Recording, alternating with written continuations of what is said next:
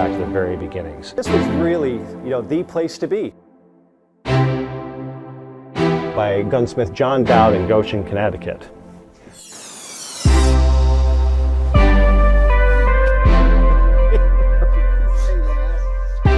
So he died in March, and he was going to be buried. And they're lucky. Hey everybody, Sean Harrington, curator of the Manchester Historical Society, and this is another Schoolhouse edition of Timestamp. We are here. I'm Maris Kramer, and I've lived here in the schoolhouse since 1979. And she was not the school marm nor a student, but she does have actually, so she is going to be the teacher today, and I am going to be the student, because to the extent I know about the West Road Schoolhouse, which is where we are on West Road, Manchester, on the road from Manchester Village to Dorset, which is an old road. This was one of the original roads that was laid out. And this was a schoolhouse from right around the start of the Civil War, 1861, until it closed in 48, 49, when they did the consolidation.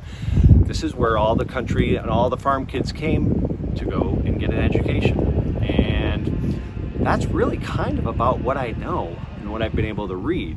We had the Buskirk family, the Lyons family. We know that some of the Overton kids went here, who maybe we will stop and see Pat Overton Lee, and interview her at the end. But I was hoping you could tell me what you've learned about your home. Well, in renovation, I learned it was a post and beam house construction, and I had a few pegs as souvenirs and some old nails. And believe it or not, when I dug with my friend the crawl space under the house so I could make it winter house, we found the old key and some spitballs and marbles. Did you ever have, besides Pat Overton Lee, did you ever have any students stop by and knock on the door and say, I went to school here? Or do you think their experience was so traumatic they never wanted to come back? Well, no, I've never met anyone else who's been here as a student, but I must say that people stop all the time and want to poke around. It's kind of fun. Strangers come up the driveway if I'm home, and they just want to see it. Look through the windows. Look through the windows. Best they do when I'm here. So you have to make sure that you have. So these are the original windows. They are. They're on pulleys, ropes, and iron weights. And the windows are all wavy. So the original glass, because they have this bank of windows, and then as we shoot around to the side, which Andrew will do some wonderful B-roll, and you'll see the other large bank of windows on the south side of the window. That way there was plenty of light, because there were students in there, and they'd be in the desk, and they would have to be able to see what they were reading and what they would be taught, although I'm sure they would have rather been in the dark in some of the cases. Maybe. This was, it was never I don't think they ever had any problems with overcrowding here, just because, like I said, the kids would have come down from the hill up on where the Three Maple area was, because that was all farms. It was all farms all the way up through Dorset. So, and then Pat Kelly Road is just down there, which connected down to where Bonnet Street is today. Yes. So it would have been a smattering of kids. And this is one of the few schoolhouses that I don't know if they ever had a bell. A lot of times that's how they would bring kids to the start of school, the end of school, lunch. They would ring the bell, and before all these trees grew back up and there were cars going by all the time, the bell would have resonated, and parents would have known, or the children would have known that school is up, school is in. Interesting. And so I don't think there was ever a bell. We have a couple pictures which we'll put up on the screens of the schoolhouse, but even the early photos that we have show no belfry. I'd love to see that. So. I know that I am the second owner of this house. The first owner was a school teacher and her husband who drove a taxi, Mr. and Mrs. Marshall, and they lived here. They bought the house at auction in 1950, right? 1950-ish, yes. And then I bought it from them in 79. So in all those years, there have only been 2 people living here.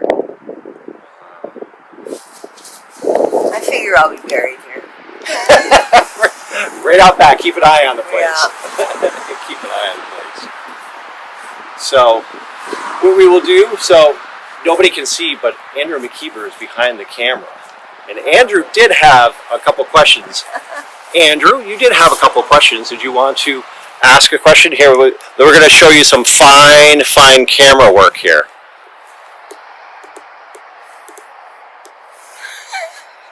Andrew can always edit this out. There we go. Hey, well, thank you, Sean. Appreciate your help there on the camera. I guess I just wondered, the students that came here. Well, first of all, what grades would have been taught here? This would have been like kindergarten to 6th grade, or would it be an elementary school? I assume, right? Yeah, it would have been grammar school. A lot of the kids didn't go to high school because they would have which would have been the only school around would have been Burton. And not everybody had access because they would have had to pay for it. So a lot of times their education would have ended right, whatever they learned in this schoolhouse would have been it. And there would have been all ages, all grades, all under one roof. So the teacher would have had to really navigate that. And, sometimes kids would be here for a couple of years. And if the family moved away, there'd be new kids coming in. And so multi-age classrooms aren't anything new. They weren't invented last year or anything like that. Right. And so the kids would have been basically from this area, then between down as far as roughly to the art center, perhaps. Yeah, I would say the Waves Lane area, probably to what we know today is Route 30 going to Dorset. 11 and 30 going to Dorset. Right.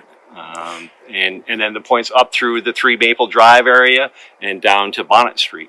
They would have covered all these farms. Which, when you look at the vast area, at the end of the day, it would have been just a few farms. So anyway, well, those are my questions. I opened and you'll close. All right. Well, actually, we should give that honor to Maris, and thank you very much for taking the time to be with us today, Maris. Oh, my pleasure. And so it's certainly interesting. I've driven by this building more times than I can think of it. I always looked at it and think, I wonder what that was like. Now we know. Yeah. Then we headed off to meet up with one of the students who used to go to the West Road School. So, well, welcome back. I guess we haven't really gone anywhere, but after our meeting that we had up at the West Road School, and Maris mentioning that that then would have been Pat Overton, but Patsy Pat Overton yes. had gone to school there, so I said I could send an email. So here we are. We are sitting with Pat, whose family, the Overtons, actually go back. Well, now it would be 4 generations on the property surrounding the West Road School. Yes, my grandfather bought that property in 1917. Right. And I will have to put a little piece. We actually have a piece from Frank Overton in our archive. So I think it's a butter box. Yes, and I have one too. So. Yeah. So I thought it would be great to come and chat with Pat really quick and just see what she remembers about being a student there, although you said you were only there for a short period. Well, I was there a very short time. I was in 2nd grade, and there was a polio scare in New Jersey where we spent our winters. And so my parents decided that I should, at age 7, I was somewhat vulnerable, so should not go back to New Jersey until we had a hard frost, I guess. So that's why I went to that school across the street. Literally across the street. And I loved it. I just thought I loved school, period, but going to that school was really a treat for me. 1 through 8, no kindergarten in those days. And I think there were maybe 12 or 15 students, no more than that. And I don't remember the teacher, don't remember her name, but the farmer who lived in the farmhouse directly across the street, Florence and Ernest Allen, they had no children, but they had a 4-bedroom house, and so they would rent their upstairs, or a room upstairs, or maybe 2, to the teacher. So the teacher lived next door or across the street. But I just remember the kids were all great to me and to one another. I know Pete and Fred Wyman were part of that class, or that bunch of classes. I don't really remember anybody else. So I loved going there. I remember going out of recess and playing in the yard that's still there. and so forth. I'm sorry about the phone. This is real life. Yeah. I mean, you know, we're not superimposing anything. So I mean, I remember sitting in the class, and I think I can remember having an older student read to me, and having me read back to him or her. And of course, I was in second grade, so I knew how to read. And I can't remember any other content of education, but I just had a good time. I loved it. So how did that compare to going to the school? So you left there and then you went back to your school in New Jersey, Yes, back to Montclair, New Jersey, and I love school. I love Montclair. I can tell you the names of all of my teachers in that school, but you know, each grade had one or two classrooms, and they were not terribly. They weren't big classes, but they were probably 18 or 20 to a class. Whereas that was what I had in my whole school here. It was a good memory, and that's about it.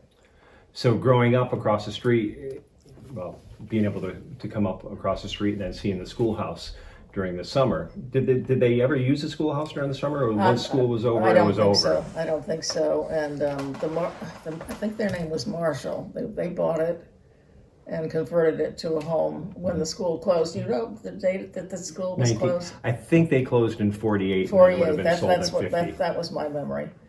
And so I was probably there in 41. Mm-hmm. And that's it. That's amazing. I think, Andrew, that's as good as it's going to get. I mean, to actually be able to sit with somebody who went to school there is fascinating. Pat, thank you so much. Really, though, thank you for just... Well, you make me feel like a really old person.